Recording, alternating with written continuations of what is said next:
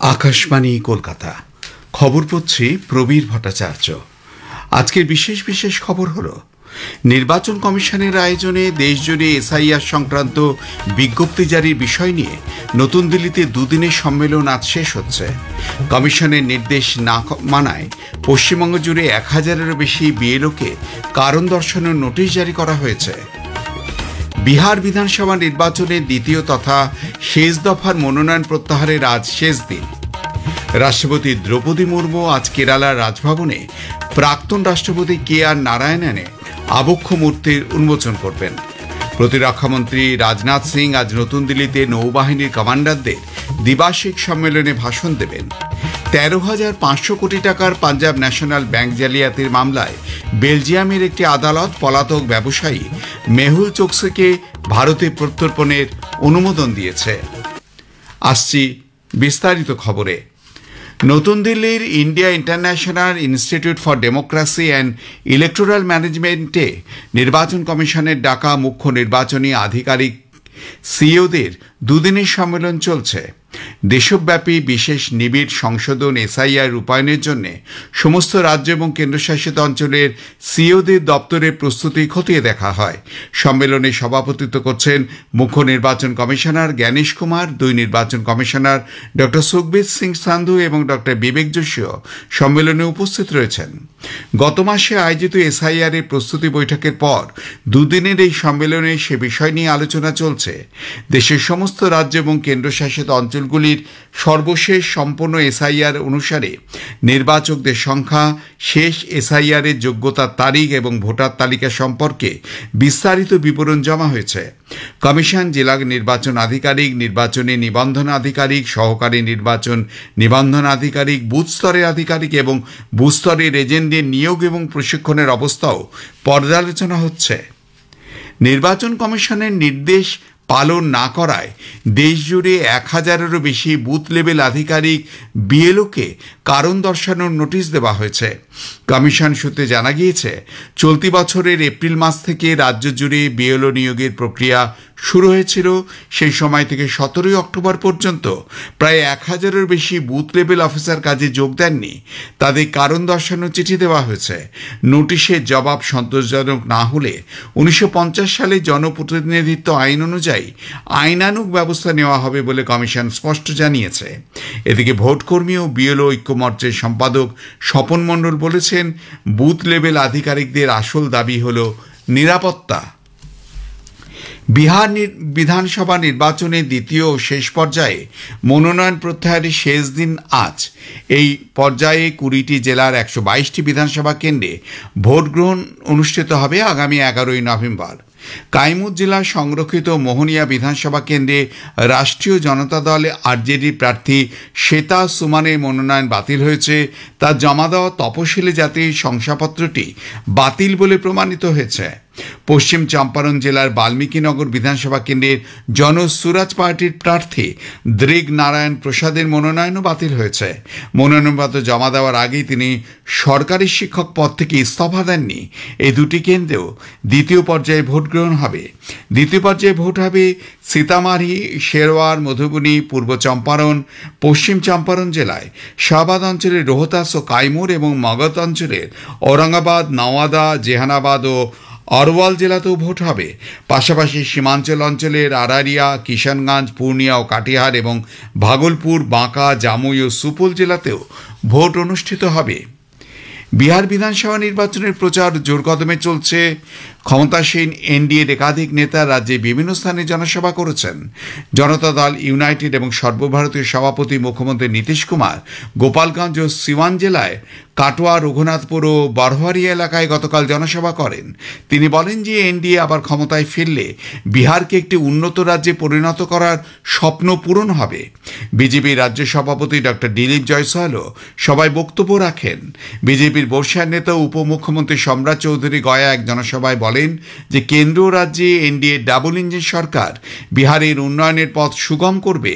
লোক জনশক্তি পার্টির রামবিলাসের সভাপতি ও কেন্দ্রীয় মন্ত্রী চিরাগ পাসওয়ান খাগড়িয়া জেলায় জনসভা করেন। অন্যদিকে বিহার কংগ্রেসের দায়িত্বপ্রাপ্ত নেতা কৃষ্ণ আল্লাভারু বলেন, বিজেপি নেতাদের জনগণের জন্য করা কাজের হিসেব দিতে হবে। তিনি জানান, মহাগঠবন্ধন রাজ্যের সমস্যা ও ইস্যু নিয়ে ঐক্যবদ্ধভাবে জনগণের সামনে যাবে। ঝাড়খণ্ডের ঘাটশিলা বিধানসভার উপনির্বাচনের জন্য মনোনয়নপত্র প্রত্যাহারের শেষ দিন আগামীকাল। মনোনয়নপত্র পরীক্ষার কাজ গতকাল সম্পন্ন হয়েছে।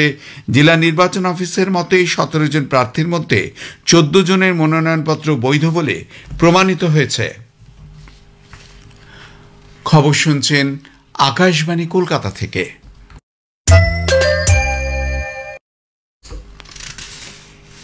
কেরালা সফররত রাষ্ট্রপতি দ্রৌপদী মুর্মু আজ রাজভবনে প্রাক্তন রাষ্ট্রপতি কেআর নারায়ণনের আবক্ষ মূর্তির আবরণ উন্মোচন করবেন। এরপর থিরুবনন্তপুরমের কাছে ভারকালাতে শিবগিরি মঠে শ্রী নারায়ণগুরু সমাধির শতবর্ষ উদযাপন অনুষ্ঠানে তিনি যোগ দেবেন। অপরাহ্নে রাষ্ট্রপতি পালায় সেন্ট থমাস কলেজের প্ল্যাটিনাম জয়ন্তী উদযাপন অনুষ্ঠানে প্রধান অতিথি হিসেবে উপস্থিত থাকবেন। এর আগে গতকাল শ্রীমতী মুর্মু শবরীমালা মন্দির দর্শন করেন। উপভোক্তা বিষয়ক খাদ্য গণবন্টন মন্ত্রক vegetable oil production and availability ভোপ্পা নিয়ন্ত্রণ আদেশ 2011-তে একটি গুরুত্বপূর্ণ সংশোধনের বিজ্ঞপ্তি জারি করেছে। এর আওতায় ভারতের ভোজ্য তেল ক্ষেত্রে নিয়ন্ত্রণ ও স্বচ্ছতা আরও জোরদার করা হবে। মন্ত্রকের বিবৃতিতে জানানো হয়েছে, এখন থেকে সমস্ত ভোজ্য তেল প্রস্তুতকারক, প্রক্রিয়াকারক এবং সমস্ত অংশীদারেরা নির্ধারিত অনলাইন পোর্টালের মাধ্যমে মাসিক উৎপাদন ও স্টক রিপোর্ট বাধ্যতামূলকভাবে জমা দেবেন। এই নির্দেশের অমান্য করলে শাস্তিমূলক ব্যবস্থা নেওয়া হবে বলে উপভোক্তা বিষয়ক মন্ত্রক জানিয়েছে। 13,500 কোটি টাকার পাঞ্জাব ন্যাশনাল ব্যাংক জালিয়াতি মামলায় অভিযুক্ত পলাতক ব্যবসায়ী মেহুল চোকসিকে ভারতে প্রত্যর্পণের অনুমোদন দিয়েছে বেলজিয়ামের অ্যান্টওয়ার্প আদালত। বেলজিয়ামের প্রশাসনে চোকসির গ্রেপ্তারিকে আইনসম্মত বলেও স্বীকৃতি দিয়েছে। চোকসি আদালতে দাবি করেছিলেন যে তাকে অ্যান্টিগুয়া থেকে অপহরণ করা হয়েছিল এবং ভারতে তার উপর রাজনৈতিক নিপীড়ন ও অমানবিক আচরণের আশঙ্কাও তিনি প্রকাশ করেন। সোভরেন গোল্ড বন্ডে বিনিয়োগকারীরা গত এক বছরে প্রায় 60% রিটার্ন পেয়েছেন। গতকাল reserve bank of India sovereign gold বন্ডে চূড়ান্ত বিক্রয় বা রিডেমশন মূল্য নির্ধারণ করেছে প্রতি ইউনিটে 12,704 টাকা। গত বছর এই মূল্য ছিল 7,796 টাকা। এই অঙ্ক 2024-এর অক্টোবরের তুলনায় প্রায় 60% বৃদ্ধি। গত মাসে মূল্য ছিল 11,003 টাকা প্রতি ইউনিট, যা তার আগের মাসের তুলনায় 15% বেশি।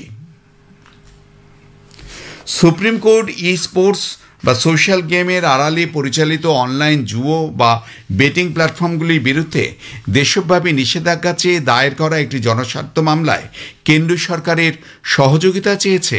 এই মামলাটি দায়ের করেছে think tank centre for accountability and systemic change. আবেদনে অভিযোগ করা হয়েছে, শীর্ষস্থানীয় ক্রিকেটার ও চলচ্চিত্র তারকারা এই অবৈধ গেমগুলির প্রচার করছেন। এর ফলে সাইবার জালিয়াতি, আসক্তি ও মানসিক স্বাস্থ্যের সমস্যা বাড়ছে। প্রতিরক্ষামন্ত্রী রাজনাথ সিং আজ নতুন দিল্লিতে ভারতীয় নৌবাহিনীর কমান্ডারদের দ্বিবার্ষিক সম্মেলনের দ্বিতীয় সংস্করণে ভাষণ দেবেন। 2047 সালের মধ্যে বিকশিত ভারত গড়ে তোলা এবং জাতীয় স্বার্থ সংশ্লিষ্ট বিভিন্ন বিষয় নিয়ে বক্তব্য রাখবেন তিনি। 3 দিন ব্যাপী সম্মেলনে গতকালই সূচনা হয়। অপারেশন সিন্ধু, নৌবাহিনীর বিভিন্ন কার্যক্রম এবং প্রতিরক্ষা কৌশল অনুশীলনের প্রেক্ষিতে এই সম্মেলন বিশেষ তাৎপর্যপূর্ণ। জাতীয় নেতৃত্ব, প্রশাসনিক আধিকারিক এবং নৌবাহিনীর মধ্যে সমন্বয় গড়ে তোলার এক গুরুত্বপূর্ণ মঞ্চই হল এই সম্মেলন। অনূর্ধ্ব 23 কুস্তি বিশ্ব চ্যাম্পিয়নশিপে ভারতীয় গ্রিকো রোমান কুস্তিগির বিশ্বজিৎ মোরে গতকাল সার্বিয়ার নোভি সাদে কাজাখস্তানের ইয়েরাজিল মায়ারবেকভকে 5-4 পয়েন্টে হারিয়ে 55 কেজি বিভাগে ব্রোঞ্জ পদক জিতেছেন। বাহরিনে এশিয়ান যুব গেমসের কাবাডি গ্রুপ এর ম্যাচে ভারত বাহরিনকে 84-40 পয়েন্টে পরাজিত করেছে। ইসান্ত রাঠির নেতৃত্বাধীন ভারতীয় দল টানা 5ম খেলা জিতে তাদের জয়ের ধারা অব্যাহত রেখেছে। শেষ করবার আগে খবরে বিশেষ কিছু অংশ আরেকবার। নির্বাচন কমিশনের আয়োজনে দেশজুড়ে এসআইআর সংক্রান্ত বিজ্ঞপ্তি জারির বিষয় নিয়ে নতুন দিল্লিতে 2 দিনের সম্মেলন আজ শেষ হচ্ছে। বিহার বিধানসভা নির্বাচনে দ্বিতীয় তথা শেষ দফার মনোনয়ন প্রত্যাহারের আজ শেষ দিন। রাষ্ট্রপতি দ্রৌপদী মুর্মু আজ কেরালা রাজভবনে প্রাক্তন রাষ্ট্রপতি কে আর নারায়ণের আবক্ষ মূর্তির উন্মোচন করবেন। খবর শেষ হলো, পরের খবর জাতীয় সংবাদ 7টা 25 মিনিটে।